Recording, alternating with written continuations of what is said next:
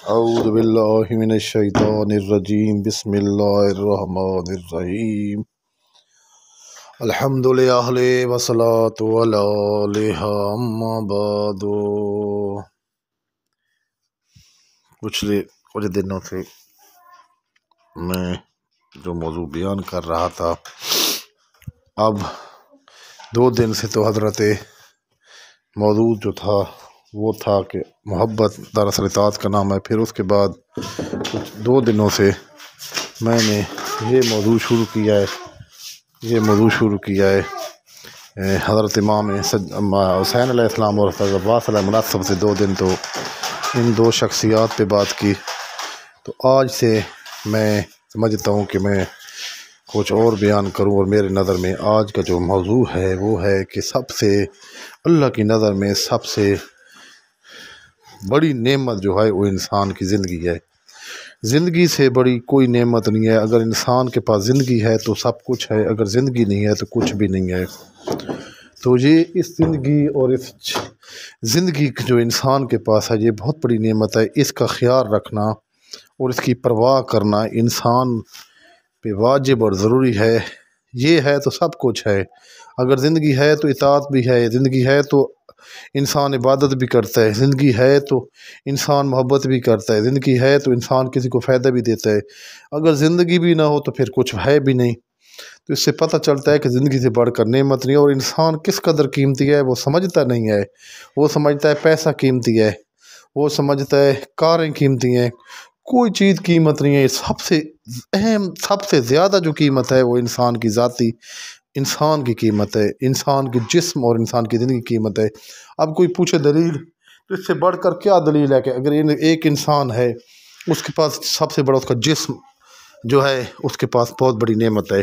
اگر کوئی شخص کہہ دے کہ میں تمہیں 50 لاکھ روپے دیتا ہوں، ایک آنکھ دے دے، تو کوئی ایسا شخص ہے جو آنکھ دے دے؟ کوئی صرف نام لے سکتا ہے اس بات کا کہ میں تمہاری آنکھ لینا چاہتا ہوں 50 لاکھ دے کر؟ کوئی برداشت نہیں کر سکتا اس بات کو کہ مجھ سے کوئی پیسے دے کر مجھ سے آنکھ لے یا میرے جسم کا حصہ لے۔ کوئی کہے 10 لاکھ میں دیتا ہوں، ایک ہاتھ دے دے، 20 لاکھ دیتا ہوں، فلاں چیز دے دے، اپنے جسم کے کان دے دے۔